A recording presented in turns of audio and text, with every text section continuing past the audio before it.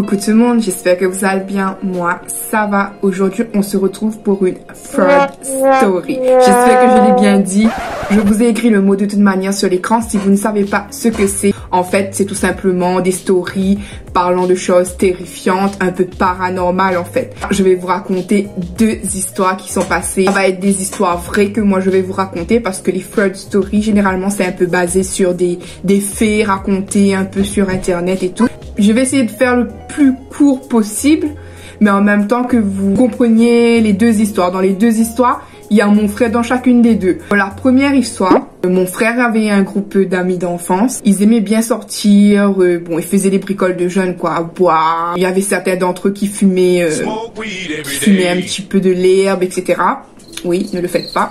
Du coup, ils aimaient bien pour cela se mettre dans des endroits très retirés, des endroits un peu interdits, des endroits où personne ne va en fait. Sur Saint-Denis, il y avait un bâtiment.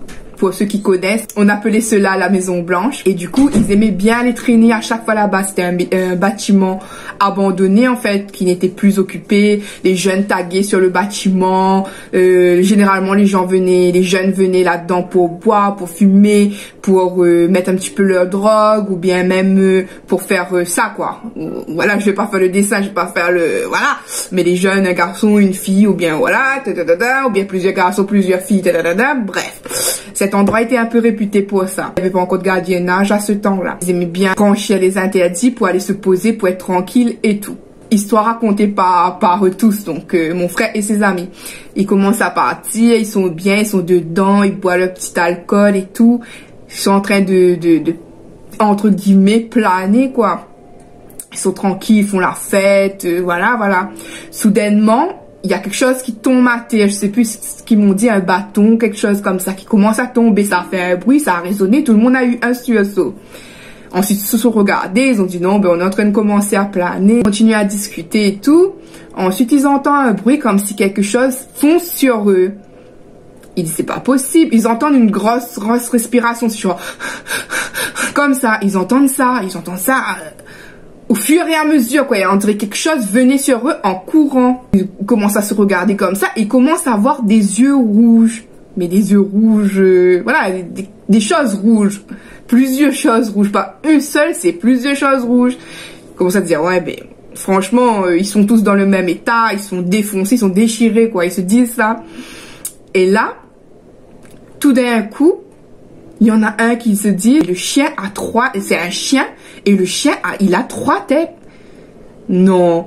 Les autres commencent à dire non. Et ensuite, ils le voient tous comme ça, soudainement, foncer sur eux. Un chien à 3 têtes et les yeux rouges. Ils ont commencé à courir. Apparemment, il y en a un d'entre eux qui a pris le bâton qui était tombé plus tôt, a essayé de frapper, et ils se sont mis tous à courir jusqu'à chez moi. Donc, dès qu'ils sont arrivés là-bas, ils étaient tous essoufflés, tous apeurés, voilà quoi. Et ils sont en train de raconter ça, qu'à la base, il y avait personne. On leur a demandé s'il y a personne qui leur ont fait une blague. Ils ont bien été sûrs et certains qu'il y avait personne d'autre qu'eux, et que c'était vraiment qu'ils ont tous vu un chien noir à 3 têtes avec les yeux rouges. Donc voilà, mystère, moi j'en ai jamais vu. C'est ce que je ne vous ai pas dit au début. Cet endroit était un peu réputé, que les gens voient un peu des choses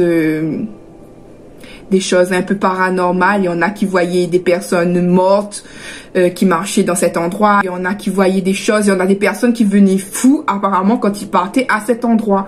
Mais Dieu merci, mon frère n'est pas devenu fou. Ses amis sont pas devenus fous. Mais voilà, inexplicable. Après, ça a changé aussi là-bas. À force qu'il est arrivé plein de choses là-bas, ils ont mis ensuite un système de gardiennage. Voilà. Donc du coup, deuxième histoire, comme je vous ai dit, mon frère et ses amis, ils aimaient bien un peu braver les interdits un peu dans cette époque-là. Toujours à peu près la même tranche d'âge, l'adolescence et tout. Il y avait un de ses amis qui est un de mes ex. Donc à cette époque-là, je sortais avec lui, je crois. Le même petit groupe.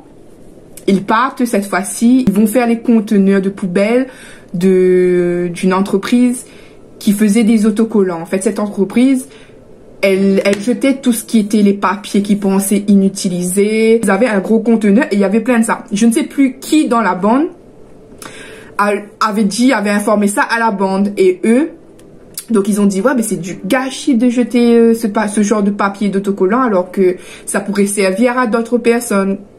Donc ils se sont mis à l'idée en tête d'aller récupérer de temps en temps le reste de cette entreprise là. Et soit ils avaient pris une routine comme ça d'aller un peu fouiller le conteneur, voir ce qu'ils dénichaient. Ils dénichaient du papier noir, du papier vert, voilà, pour faire des autocollants quoi. Des chutes qui se servaient plus. Donc ils partent tous là-bas un soir dans le but de faire le plein. Puis apparemment ils étaient tous dans le conteneur, mais chacun dans un conteneur de poubelle différent. C'était des gros conteneurs de poubelle. C'était vraiment une grande entreprise qui faisait des productions de panneaux publicitaires et tout. Ensuite, ils entendent que dans un conteneur, il y a quelqu'un qui crie, qu'ils entendent sauter. Et ils regardent, ils voient que c'est, je vais pas dire son prénom, ils voient que c'est J. Voilà, je vais dire J. Pour ceux qui me connaissent, vous voyez c'est qui J. Hein. Donc, il voit J sortir d'un pas, il sort du conteneur, il refait un grand pas et il saute le portail comme s'il avait une force surhumaine, quoi. Que vraiment, là c'était la fin de ses jours et que voilà. Il se met à courir. Eux, ils comprennent rien, ils regardent, ils pensent qu'il y a un vigile qui est arrivé ou quoi que ce soit. Donc ils se mettent à courir rapidement comme lui. Ils ne cherchent pas les explications, ils courent tous. Ils ont lâché tout ce qu'ils avaient. Ils se sont mis à courir. Donc, bien plus loin de ce conteneur, je crois que c'était la ZAC Foucherolles, pour ceux qui sont à La Réunion, la ZAC Foucherolles. Donc, toujours à Saint-Denis, quoi. Continue à courir, et bien plus loin, J en question, je sais pas, on dirait qu'il était traumatisé, d'après ce qu'ils m'ont tous dit, il était traumatisé. Il faisait comme ça, les yeux perdus, il faisait comme si qu'il faisait de la guitare. Ils essayaient de lui parler, il n'y a aucun mot qui sortait de sa bouche, il tremblait et il faisait la guitare. Il commence à se dire, mais parle, qu'est-ce qui s'est arrivé? Est-ce que tu avais un vigile? Qu'est-ce qui t'est arrivé? On dirait que tu es pas bien, tu es blanc, tu es pâle, parce que c'était quelqu'un de blanc de base, mais il était pâle, mais vraiment pas livide, on dirait que c'était, voilà quoi.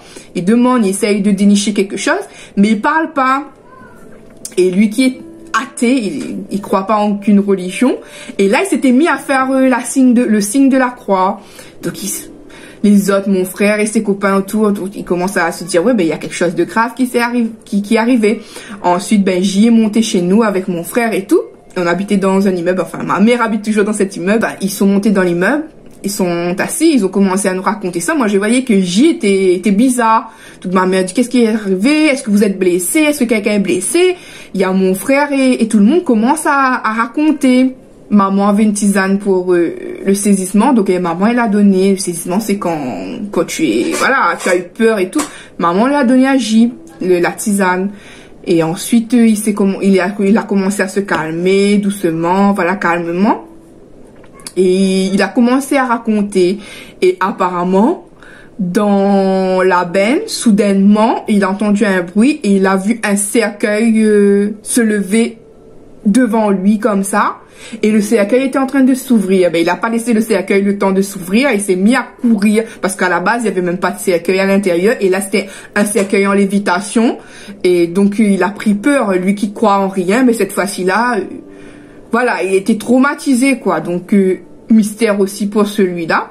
Et depuis, ils étaient plus partis aussi là-bas, quoi. Ils ont carrément abandonné ça quand ils ont entendu ça. Mais concernant la première histoire, ils étaient repartis en expédition quelques temps après pour voir s'ils revoyaient ce fameux chien à 3 têtes. Mais ils l'ont plus jamais revu, quoi.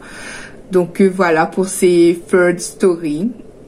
Ce fut court, ce fut bref. Donc, je n'ai pas inventé, je n'ai pas de mérite, parce que les histoires m'ont été contées par, comme je vous ai dit, mon frère et son petit groupe d'amis, mon ex, etc. Donc voilà, j'espère que cela vous a plu. Si vous voulez que j'en fasse d'autres, vous pouvez me dire ça. Si vous avez bien aimé, vous pouvez me dire ça. J'en ai d'autres de ma famille, de mon père quand il était petit. Il y a plein d'histoires de ce genre à La Réunion. D'ailleurs, j'en ai déjà fait une qui s'appelle Paranormal Story. Donc, si vous voulez aller voir. Mais je sais qu'il y a beaucoup de personnes qui m'avaient dit qu'on m'entendait pas bien quand quand je parlais parce qu'il y avait la musique trop forte pour celle-ci. Je ne sais pas si je mettrai une musique de fond ou pas, donc je verrai, vous verrez sur l'instant. Donc voilà, cette petite vidéo est terminée. Moi, quant à moi, je vous fais à tous et à toutes de très gros bisous et je vous dis à bientôt pour une prochaine vidéo. Bye bye.